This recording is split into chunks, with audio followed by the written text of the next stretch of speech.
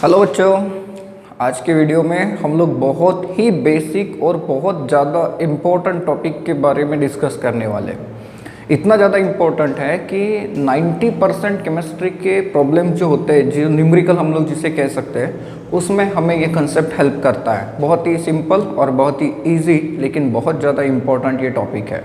देखते हैं कौन सा है। हम लोग सबसे पहले डिस्कस करते हैं that is about the formula mass.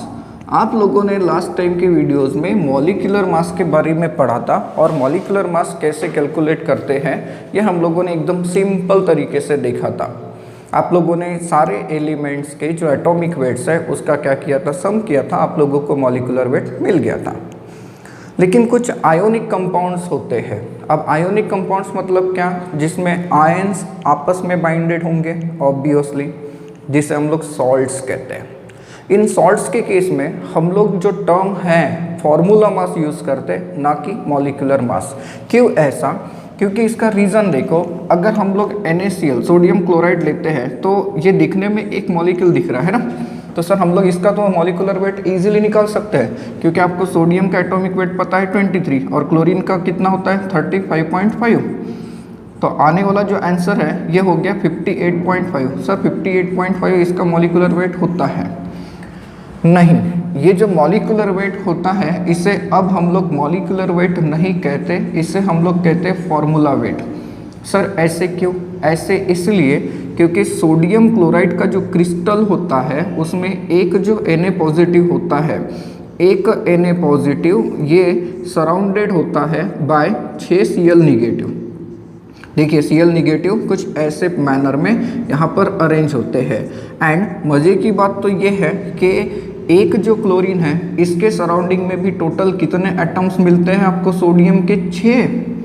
मतलब ये कि every cation and the anion in the crystal of sodium chloride is surrounded by 6 oppositely charge ions. तो इसका मतलब ये कि सर एक जो क्रिस्टल आप लोग लेंगे, एक जो यूनिट सेल आप लोग लेंगे, उसमें टोटल 6 सोडियम के आयन होंगे और 6 क्लोरीन के आयन होंगे। तो ऐसे केस में क्या हम लोग इस फॉर्मूले को 6 से मल्टीप्लाई करेंगे? नहीं, इसके यूनिट सेल में भले ही आपको 6 सोडियम क्लोराइड के मॉलिक्यूल्स मिलते होंगे, लेकिन ये सोडियम क्लोराइड क्या हो गया? फॉर्मूला हो गया। एंड ऐसे केस में हम लोग यूज़ करते हैं टर्म फॉर्मूला मास। तो फॉर्मूला मास कैसे निकालते हैं ये आप लोगों ने देखा है। अब यहाँ पे देखो, मैंने 23 + 35.5 कर लिया, तो 23 क्या है? तो it is the atomic weight of sodium and this is 35.5 atomic weight of chlorine, बराबर है। तो फॉर्मूला मास मतलब क्या? तो सर फॉर्मूले के अंदर जो एटम्स है, फॉर्मूले के अंदर जो एटम्स है उनके एटॉमिक वेट का सम मतलब क्या हो जाता है? Formula mass. जी हाँ, फॉर्मूला मास मतलब the sum of atomic weights of all the atoms present in the formula of ionic compound. चलो एक और आयोनिक कंपाउंड का एग्जांपल लेते हैं। मान लीजिए कि आपके पास है कैल्शियम क्लोराइड, कहता है कि इसका मॉलिक्यूलर वेट निकाल के दो। तो इसका मॉलिक्यूलर वेट निकालने का मतलब ही क्या है? इसका फॉर्मूला मास निकालना। मीन्स एक वर्ड्स में सोचे तो sir formula mass is nothing but the molecular mass for salts. हाँ, ऐसे हम लोग कह सकते हैं। तो अब देखो कैल्शियम का एटॉमिक नंबर कितना दिया था? 20। तो फिर इसका एटॉमिक मास कितना होता है? 40। एंड क्लोरीन का कितना है? 35.5। तो 35.5 मल्टीप्लाइड बाय 2, क्योंकि क्लोरीन कितने हैं? 2। तो ये कितना हो जाएगा? 71। तो प्लस 71 करके देखिए, तो यहाँ पर जो आंसर आ रहा है ये आ रहा है 111, राइट। तो 111 यूनिफाइड मास कह सकते हैं, एटॉमिक मास यूनिट कह सकते हैं। ये क्या हो गया? Formula mass. किसका? कैल्शियम क्लोराइड का। सो फॉर्मूला मास का कंसेप्ट एकदम सिंपली आप लोगों के सामने क्लियर हो गया। अब हम लोग चलते हैं जो हम लोगों ने कहा था बहुत ही important point, that is mole. ये मैंने लिखा है मोल। मोल हम लोगों ने इसके पहले कहाँ पर देखा है? SI यूनिट के सिस्टम्स पढ़ते समय देखा था कि 7 फिजिकल क्वांटिटी कौन सी होती है? मोल होती है। अमाउंट ऑफ द सब्सटेंस को रिप्रेजेंट करने के लिए हम लोग कौन सी क्वांटिटी यूज़ करते हैं? मोल। SI सिस्टम में इसे रिप्रेजेंट कैसे आप लोग करते हो? MOL, बराबर है, that is mole. Now sir mole का मतलब क्या होता है? आप लोगों ने एटॉमिक मास किसके कंपैरिजन में कैलकुलेट करके देखा था? स्टैंडर्ड क्या लिया था? कार्बन 12। मोल भी हम लोग कुछ उसी की तरीके से कैलकुलेट करते हैं। अब मोल का मतलब क्या होता है तो ये हम लोग समझते हैं। Mole is nothing but the amount of substance, ये अमाउंट ऑफ सब्सटेंस को रिप्रेजेंट करने का तरीका है। एंड 1 मोल के अंदर कितने पार्टिकल्स होते हैं? 1 mole of substance contains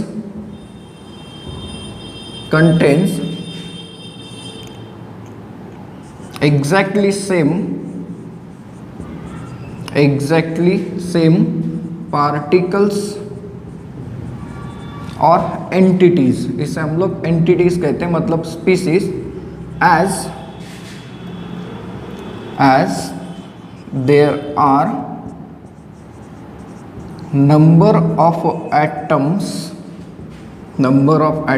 in carbon 12, number of atoms in 12 gram of carbon 12। ये जो 12 ग्राम है इसका मतलब 0.012 किलोग्राम भी तो होता है। तो मैंने 1 मोल का मीनिंग क्या लिखा है? तो 1 मोल सब्सटेंस के अंदर 1 मोल क्वांटिटी कैलकुलेट करना, 1 मोल क्वांटिटी ऑफ द सब्सटेंस, ये हम लोग कैसे कैलकुलेट कर रहे हैं? तो उसमें कितने पार्टिकल्स रहेंगे? 1 मोल सब्सटेंस के अंदर एग्जैक्टली उतने पार्टिकल्स रहेंगे जितने पार्टिकल्स 12 ग्राम कार्बन 12 के अंदर प्रेजेंट है, या फिर 0.012 किलोग्राम कार्बन 12 के अंदर प्रेजेंट होता है। अब देखो कार्बन 12 के 12 ग्राम में कितने पार्टिकल प्रेजेंट है? अगर हम लोग मास ऑफ कार्बन एटम की बात करें, mass of atom of carbon 12, तो इसका मास अगर हम लोग निकालते हैं तो ये मास होता है 1.99264 into 10 to the power -23 gram. देखिए कार्बन 12 का मास कितना है हमारे पास? 1.99264 into 10 to the power -3 gram. And अगर हम लोग एटॉमिक मास की बात करते हैं, that is atomic mass of carbon 12, मतलब कार्बन 12 के एक एटम का मास, तो ये हम लोग कितना लेते हैं? 12 ग्राम। So therefore number of carbon atoms in 12 gram of carbon 12, 12 gram carbon 12 के अंदर कार्बन के एटम्स कैसे निकालेंगे आप लोग सोचिए तो। सर 12 ग्राम डिवाइडेड बाय एक एटम का मास, तो 1.99264 इंटू 10 टू द पावर -23। देखिए इसे हम लोग ग्राम पर मोल कहते हैं, यह है मॉलिक्यूलर वेट ग्राम पर मोल। एंड यहाँ पर अगर हम लोग देखें तो ये क्या है? ग्राम पर एटम, ग्राम पर एटम मतलब एक एटम का ग्राम में वेट। तो इसका आंसर आता है 6.023। इनफैक्ट ये वैल्यू बहुत बड़ी होती है, 6.022 एंड उसके आगे भी होती है। मैंने राउंड अप करके आपको ये वाली वैल्यू दिया, आप लोगों को यही वाली वैल्यू यूज़ करना है हमेशा। 6.023 into 10 to the power 23 atoms per mole, atoms per मोल मतलब देखिए 12 ग्राम कार्बन मतलब 1 मोल कार्बन हो गया, बराबर है। 12 ग्राम कार्बन मतलब 1 मोल कार्बन, और उसके अंदर कितने पार्टिकल्स निकल के आए? 6.023 into 10 to the power 23। Now students ये जो वैल्यू होती है जिसे हम लोगों ने लिखा है 6.023 इंटू 10 टू द पावर 23, इस वैल्यू को हम लोग एक कांस्टेंट का नाम देते हैं, that is called as Avogadro's number. It is called as what? Avogadro's number. जो साइंटिस्ट थे एवोगैड्रो, उनके ऑनर में हम लोग इसे ये नाम देते हैं। तो अब इसका मतलब समझने की कोशिश करें। अगर आप लोगों को कोई कहता है कि आपके पास 1 मोल ऑक्सीजन एटम है, देखिए एटम लिखा मैंने, तो इसके अंदर ऑक्सीजन के कितने एटम्स रहेंगे? तो सर 12 ग्राम कार्बन के अंदर जितने रहेंगे उतने। हाँ, तो 12 ग्राम कार्बन के अंदर कितने एटम्स रहे? एवोगैड्रो नंबर के बराबर। तो इसका मतलब 1 मोल ऑक्सीजन एटम के अंदर कितने एटम्स मिलेंगे ऑक्सीजन के? 6.023 into 10 to the power 23 atoms. अगर आप लोगों को कोई ऐसे कहता है कि 1 मोल ऑक्सीजन, ये मॉलिक्यूलर ऑक्सीजन है, ये क्या हो गया? एटॉमिक हो गया, तो इसके अंदर कितने मॉलिक्यूल्स होंगे? इसके अंदर कितने मॉलिक्यूल्स होंगे? 6.023 into 10 to the power 23 molecules. Clear हो रहा है? किसी ने अगर आपको पूछा कि 1 मोल H2O के अंदर कितने वाटर के मॉलिक्यूल्स हैं, तो 1 मोल का मतलब क्या हो गया? ये एवोगैड्रो नंबर। तो 1 मोल के अंदर कितने पार्टिकल होते हैं? तो 6.023 इंटू 10 टू द पावर 23, मतलब ये कि 1 मोल वाटर के अंदर 6.023 into 10 to the power 23 molecules present हैं। इतना ही नहीं, अगर किसी ने आपको ये पूछा कि 1 मोल सोडियम क्लोराइड के अंदर कितने फार्मूला यूनिट्स है, तो कितने फार्मूला यूनिट्स रहेंगे? 6.023 into 10 to the power 23 molecules. और यू कैन से यहाँ पर फार्मूला यूनिट देते हैं, ये कोई बहुत बड़ा इशू नहीं है, मॉलिक्यूल्स भी लिखते हैं, बहुत से लोग यूज़ करते हैं, राइट। तो दिस इज 1 मोल। अब मैं आप लोगों को मोल कैसे कैलकुलेट करते हैं इसका एक बहुत ही इम्पोर्टेंट फार्मूला देता हूँ। इस फार्मूले से ही हमारे कैलकुलेशन सॉल्व होंगे जो हमारे नोट्स में हैं एंड आगे भी हमें हेल्प करने वाले हैं। नाउ किसी भी सब्सटेंस के मोल्स निकालना है तो कैसे निकालते हैं? देखिए, उसके लिए हम लोग फार्मूला देते हैं मोल्स ऑफ सब्सटेंस। ये फार्मूला अपनी कॉपी में नोट करके रखेंगे अगर कई नोट्स में नहीं मिलता है तो। नाउ मोल्स ऑफ सब्सटेंस को आप लोग रिप्रेजेंट करते हो by small n, right. This is symbol for mole. Moles of substance किसका is equal to mass of substance, mass of substance divided by molar mass of the substance. अब sir हर बार इतना बड़ा फॉर्मूला यूज करेंगे क्या? नहीं, आप लोग डायरेक्टली इसे ऐसे लिख सकते हैं n, एंड ये हो गया मास अपॉन मोलर मास। मास अपॉन मोलर मास मतलब क्या सर? जिसके आप लोगों को मोल्स निकालने हैं, जिसके आपको मोल्स निकालने हैं उसका मास डिवाइडेड बाय उसका मोलर मास, राइट। एग्जाम्पल देखो, सपोज करिए कि मेरे पास 32 ग्राम मीथेन है, 32 ग्राम मीथेन है और हमें कहता है कि इसके अंदर कितने मोल्स प्रेजेंट है वो बताएं। तो इसके मोल्स कैसे निकालेंगे? तो sir n is equal to mass upon molar mass. किसके मोल्स कैलकुलेट कराने हैं आपको? मीथेन के। तो किसका मास लेंगे? मीथेन का। कितना आया? 32 ग्राम। सर मीथेन का मॉलिक्यूलर मास क्या होता है? कैलकुलेट करिए। कार्बन का एटॉमिक वेट होता है 12, हाइड्रोजन का 1, तो 4 हाइड्रोजन का 4, तो 12 प्लस 4 16, तो ये हो गया 16 ग्राम पर मोल, बराबर है 16 ग्राम पर मोल।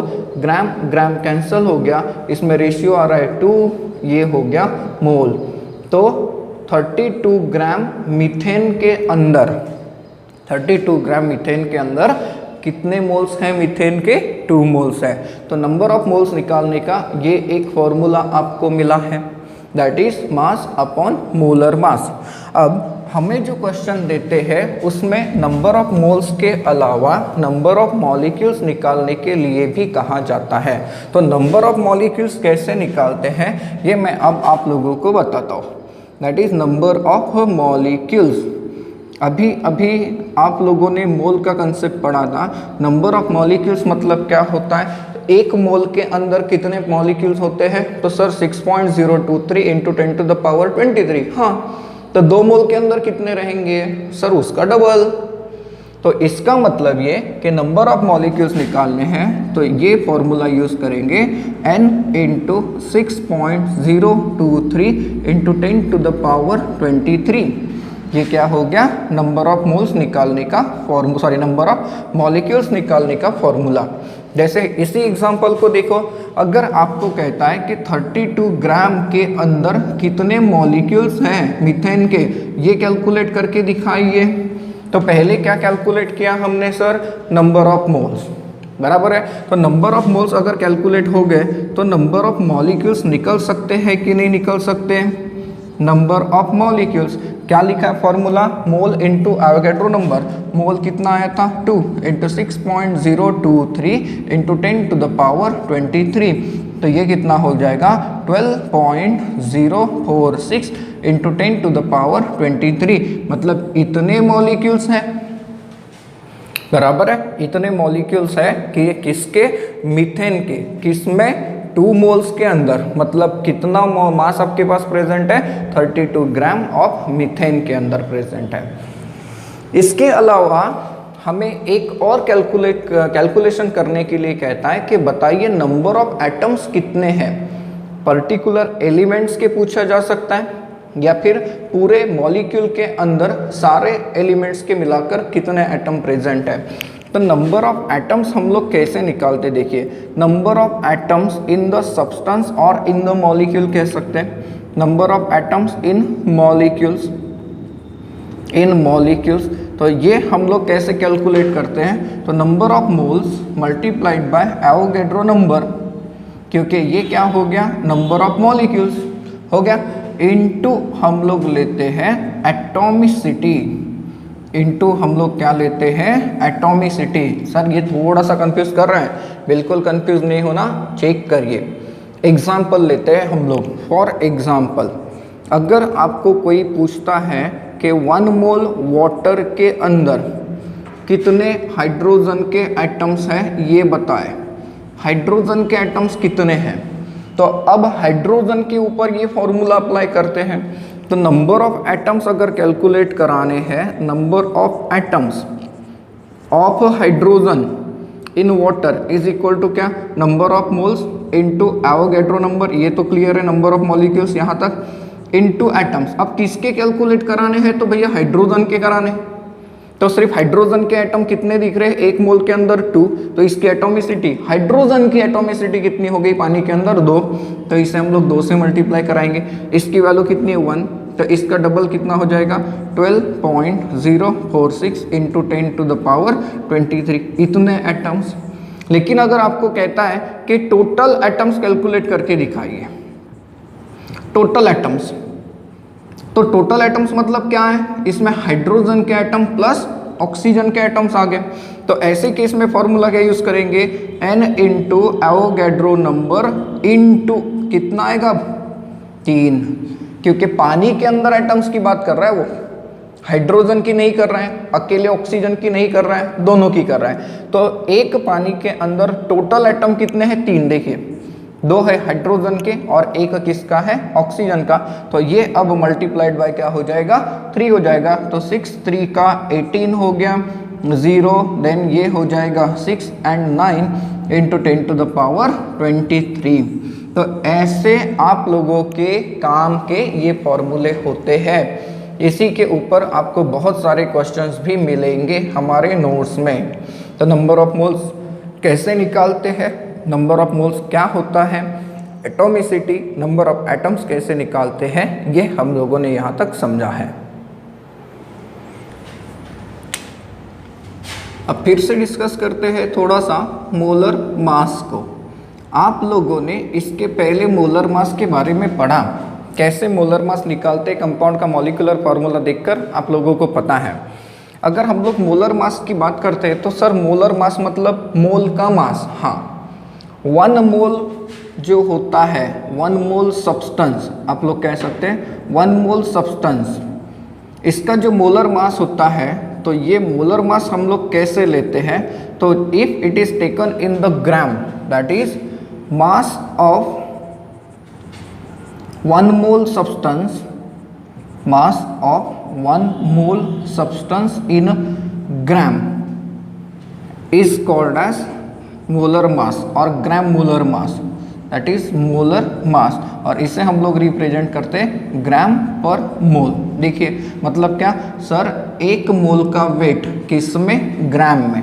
तो इसे हम लोग कहते हैं मोलर मास। अब मोलर मास हम लोग जनरली एटम का भी निकालते हैं, उसमें कंफ्यूज नहीं होना, एंड कंपाउंड्स का भी निकालते हैं। अगर मोलर मास हम लोग लेते हैं, that is mass of 1 mole, mass of 1 mole element in a gram is equal to होता है atomic mass in u, unified mass और AMU। मतलब क्या sir, mass of one mole element in gram is equal to उसका atomic mass होता है। कैसे? Suppose करिए कि मेरे पास कुछ एलिमेंट्स हैं, उनके एटॉमिक मासेस हैं मेरे पास U में, एंड मैं इनका मॉलिक्यूलर मास लेता हूँ। इनफैक्ट ये मॉलिक्यूलर मास लेना गलत बात हो गई उनके लिए, लेकिन फिर भी लेते हैं। ग्राम पर मोल में उनका मास क्या आता है? जैसे मान लीजिए मेरे पास है हाइड्रोजन है, नाइट्रोजन है, ऑक्सीजन है। तो हाइड्रोजन का एटॉमिक मास यूनिट में कितना मास होता है? 1। तो इसका अगर आपको मोलर मास पूछा, एटम का मास, बराबर है, एटम्स मोल एटम का मास पूछा, तो इसका आंसर क्या रहेगा? 1 ग्राम पर मोल। देखिए एक एटम का, नाइट्रोजन के बारे में अगर देखें तो नाइट्रोजन का एटॉमिक वेट कितना होता है? 14 यूनिट। तो ये कितना हो जाएगा? 14 ग्राम पर मोल। ऑक्सीजन का कितना होता है? 16U। तो ये कितना हो जाएगा? 16 ग्राम पर मोल। मतलब सर मोलर मास का जो टर्म है ये हम लोग एलिमेंट्स के ऊपर अप्लाई करें तो एटॉमिक मास बन जाता है, बिल्कुल वैसा ही हुआ। देखिए molar mass of one mole element in gram is equal to atomic mass. मैंने कहा कि मोलर मास अगर आप लोग एटम के ऊपर, एलिमेंट के ऊपर अप्लाई करते हो वो कंसेप्ट, तो वो क्या बन जाता है? एटॉमिक मास बन जाता है। इसमें कोई कंफ्यूजन नहीं रखना। And molar mass that is mass of one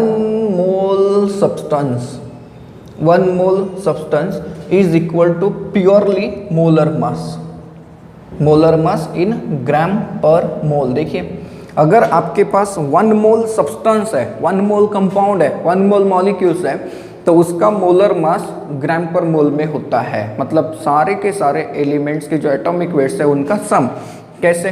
देखिए अब हम लोग कुछ मॉलिक्यूल्स लेते हैं। अगर हम लोग मॉलिक्यूल्स की बात करते हैं, जैसे आपके पास H2O है, तो H2O का मोलर मास क्या लिया आप लोगों ने? सोचिए जरा। तो सर इनके सारे के सारे एटम्स के एटॉमिक वेट का सम आता है 16। तो ये क्या बन गया? 16 ग्राम पर मोल। अगर आपके पास ऑक्सीजन का मॉलिक्यूल है तो सर ऑक्सीजन के एटम का एटॉमिक वेट कितना है? 16। लेकिन ऑक्सीजन के मॉलिक्यूल में कितने एटम होते हैं? ऑक्सीजन के 2 होते हैं। तो 16 × 2 कितना हो जाएगा? 32। ये बन जाएगा 32 ग्राम पर मोल। सिमिलरली अगर आपने NaCl का मॉलिक्यूलर मास निकालने के बारे में सोचा तो NaCl का मॉलिक्यूलर मास अगर निकालने के बारे में सोचते हैं तो ये आता है 58.5 ग्राम पर मोल। राइट? तो यही कंसेप्ट है, थोड़ा सा हमने रिवाइज किया, इसमें ज़्यादा कंफ्यूजन नहीं है, एकदम बेसिक है। और इसके ऊपर से हमें बहुत सारे न्यूमेरिकल सॉल्व करके देने हैं। देन मैंने हेडिंग दी है molar mass and gases. Sir gases का मोलर मास हम लोग कैसे निकालते हैं? तो गैसेस का मोलर मास तो हम लोग ग्राम पर मोल में ही निकालते हैं, लेकिन उसमें हम लोग मास निकालने की बजाय हम लोग लेते हैं वॉल्यूम, जिसे हम लोग कहते हैं 1 मोल वॉल्यूम। राइट? 1 मोल वॉल्यूम।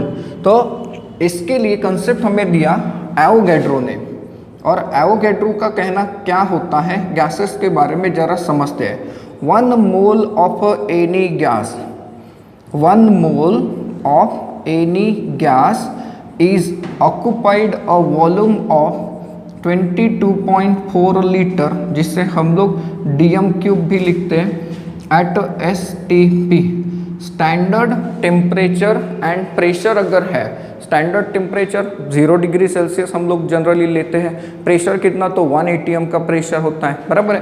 तो स्टैंडर्ड टेम्परेचर एंड प्रेशर पे अगर आप लोग किसी भी गैसियस का 1 मोल लेते हो, किसी भी गैस का 1 मोल लेते हो और उसका वॉल्यूम कैलकुलेट करते हैं, तो वो हमेशा कितना आएगा? 22.4 litre. That is nothing but 22,400 ml, और यू कैन से सेंटीमीटर क्यूब, या फिर आप लोग ले सकते हैं सेंटीमीटर क्यूब। राइट?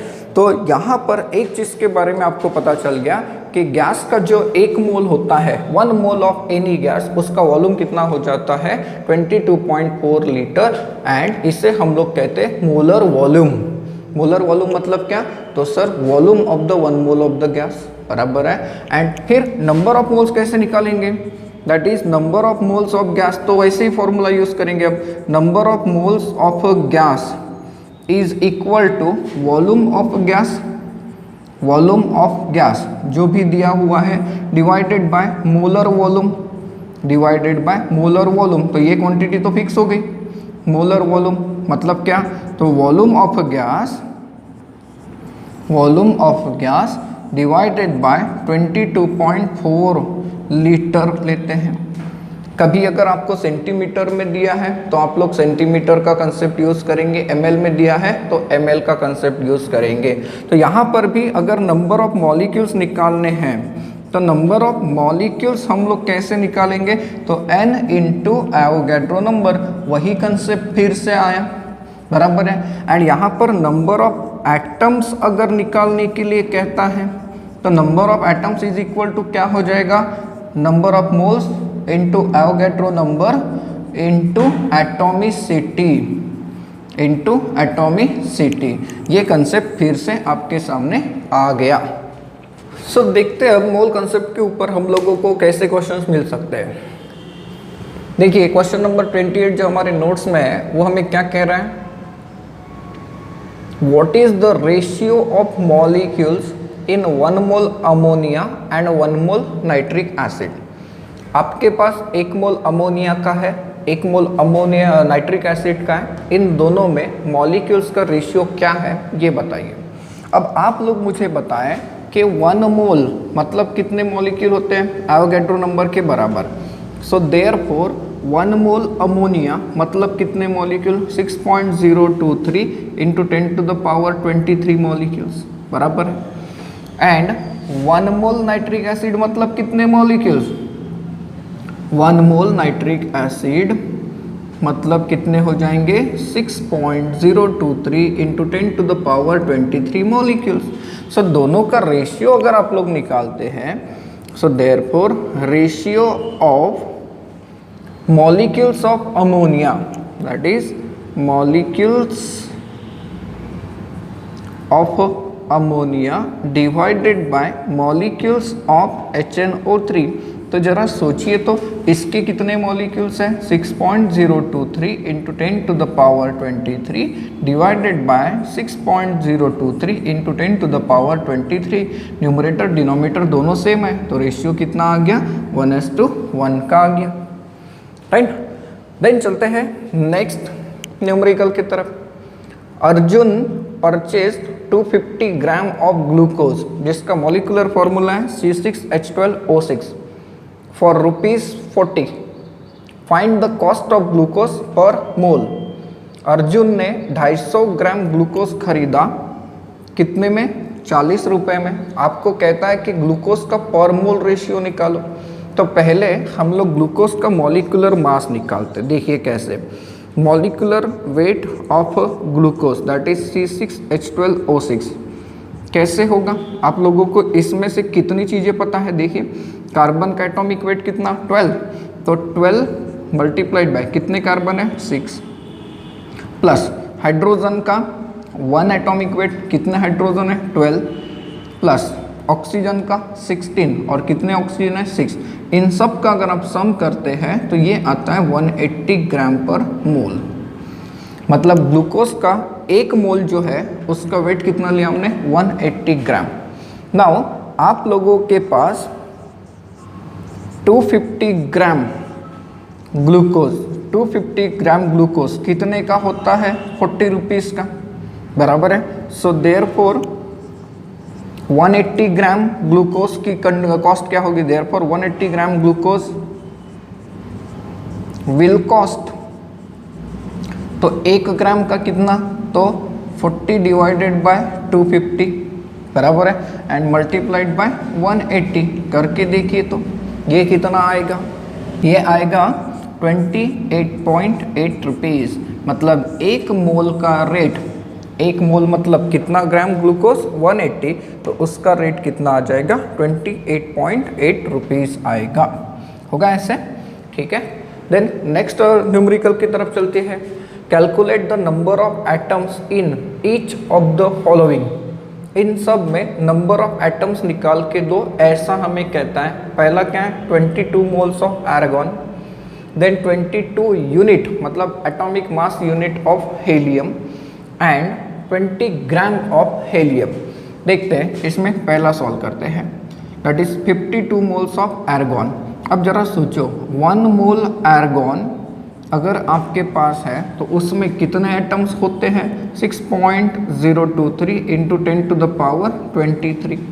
सो देयरफॉर 52 मोल्स के अंदर कितने रहेंगे 52 moles of argon is equal to 52 into 6.023 into 10 to the power 23 होगा।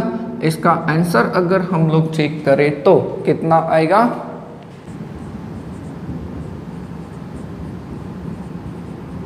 इसे आप ऐसे भी तो लिख सकते हो 31.319 इंटू 10 टू द पावर 24 या फिर 3.1319 इंटू 10 टू द पावर 25। तीन में से कैसे भी लिखिए, ये आंसर क्या हो गया, सेम हो गया। अब देखिए दूसरा क्या कहता है 22 यूनिट मतलब atomic mass unit of helium में हेलियम के कितने एटम होने चाहिए, ये आप लोगों को कहता है। अगर आप लोग मास ऑफ 1 हेलियम एटम की बात करते हैं, मास ऑफ 1 हेलियम एटम तो ये होता है 4 AMU। सो देयरफॉर 1 AMU के अंदर कितना एटम प्रेजेंट होगा 1/4 एटम ऑफ हेलियम होगा कि नहीं होगा। सोचिए जरा, एक हेलियम के एटम का एटॉमिक मास 4 AMU है, तो एक AMU का मतलब कितने एटम्स हो गए 1/4। सो देयरफॉर 52 यूनिट ऑफ हेलियम, इसके अंदर कितने एटम रहेंगे तो 1/4 multiplied by 52, that is relation कितने का आ रहा है 13 का। तो 13 एटम्स ऑफ हेलियम रहेगा कि नहीं रहेगा, ऐसे राइट। देन थर्ड वाला कैलकुलेशन करते हैं, 22 ग्राम हेलियम के अंदर कितने हेलियम के एटम्स आएंगे। अब जरा सोचिए 1 हेलियम एटम, इसका अगर एटॉमिक मास देखते हैं तो ये कितना होता है 4 ग्राम। 1 हेलियम एटम का एटॉमिक मास कितना होता है 4 ग्राम, मतलब ये कि 4 ग्राम हेलियम के अंदर कितने एटम प्रेजेंट हैं तो 6.023 इंटू 10 टू द पावर 23 बराबर है, क्योंकि ये 1 मोल क्वांटिटी हो गई। हाँ, इसका एटॉमिक मास 4 है। सो ऐसे केस में 4 ग्राम हेलियम के अंदर कितने एटम्स आ गए, एवोगैड्रो नंबर के बराबर आ गए। सो देयरफॉर 52 ग्राम हेलियम के अंदर कितने आएंगे, तो 52 ग्राम के अंदर कितने आते हैं, तो पहले 1 ग्राम के अंदर कितना आएगा सर 4 ग्राम के अंदर इतने हैं, तो 1 ग्राम के अंदर इतना आ गया बराबर है, एंड मल्टीप्लाइड बाय 52 करिए। तो ऐसे केस में ये जो आंसर आएगा ये आएगा 78.299 into 10 to the power 23, that is nothing but 7.829 into 10 to the power 24 atoms. इस तरीके से आप लोग number of moles, number of molecules and number of atoms calculate कर सकते हैं।